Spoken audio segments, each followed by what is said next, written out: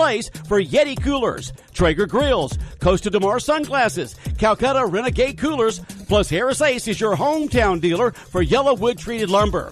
Harris Ace will not be undersold on price, so you know you're getting the best price at Harris Ace. Your favorite place for hardware and lumber supplies is Harris Ace Hardware, West Cherry Street in Jesup. It's time now for a look at the latest in local sports. And sports varsity baseball team has now lost 4 of its last 5 ball games as they dropped a game last night in Glenn County 4-3 at Adam Wainwright Field. Jackets led early 2-zip, but lost the lead in the bottom of the 4th as the Red Terriers pushed across 3 runs to take a 3-2 lead. Wayne came back to tie it in the 6th to make it a 3-3 ball game, but in the bottom of the 7th, with 1 out, an infield error, 2 walks, and a base hit for Glen Academy, Red Terriers who win the game at home by a final 4-3. Line scores for Glen, 4 runs, just 5 hits. They commit 3 errors. Wayne County 3 runs on 6 hits. They commit 3 errors. Jasper Stanfield and Ty Anderson had doubles in the game for Wayne County. Jackets dropped the game 4-3 and now are 5-6 on the campaign. The game lasted over 3 hours. A lot of pickoff attempts, a lot of substitutions by Glen, questioned by Coach McDonald. Says it's simply against the rules, but the umpires apparently not keeping up with the substitutions last night. Here's Coach Justin McDonald after the game. And, you know, I don't talk about officiating a lot, but I'm talking about it took complete control of our baseball game tonight. And, you know, substitution violation after violation after violation. So I don't know. That's what you're arguing there. I don't know. You can't re-enter starters twice. That's the bottom line. What did they say? Did they have any explanation? He didn't even have it documented, so he couldn't say. So I hate talking about that, but we got to make plays. They made plays. We didn't get the hit. We left a pile of base runners on base. I'm upset. Our kids are upset. Yeah, I'm trying to stay calm, but, you know, it sucks when we have kids that bust their tail all week and come out here and play baseball, and then stuff like this happens. But we'll go back to work tomorrow.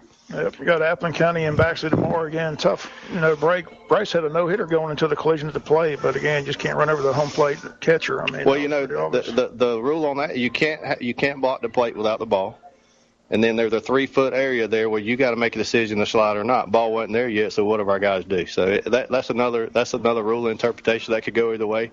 They made the call the way they saw it. Again, it's a judgment call, so we just got to do a better job of kind of avoiding the tag and not lowering the shoulder. If you don't lower the shoulder, that don't happen. So, I honestly believe if that didn't happen, then this game is it's probably a 0 on the bottom, but just one of them things. We got to find ways when adversity hits to bounce back from it, and tonight we didn't. The guy told me here that they're averaging 3.5 hours for their ball games because the coach, all those throws to first base, all those bluff throws, all that's intentional. Just I don't know if it's trying to just destroy, but it drives people crazy. I mean, I've never seen a 3-hour high school ball game. Yeah, well, the scouting report coming in, they picked 20+ times a game, and we knew that coming in, and that's on me getting Hamp picked off. They were doing their picks based on my terminology to get our guys moving towards third, but that was on me. And again, they did a good job of shutting down running game. And again, I'm not a guy that's going to we call it TOB. I will not transfer blame. We got to do a better job of coming in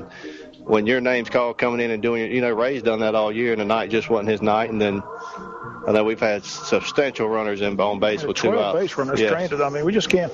I told them on the broadcast, I can only think of 2. We had a clutch hit here with Cooper at 2 outs, and we had a 2-out hit in Atlanta, but I can't think of many 2-out hits. That's what we're missing. Somebody's got to deliver those 2-out hits. That's right, and hopefully all that comes in April, and again, this is still a work in progress, and you always want to find that game that sparks the season to go in the right direction. I thought that was Saturday, but we come in here tonight and had a little letdown. But again, we'll go back. The good thing when you play high school baseball, you don't have to wait so long to play. So we get turn around and play again tomorrow, and the only thing that's going to make us feel better is to win a baseball game. So I'm looking forward to tomorrow.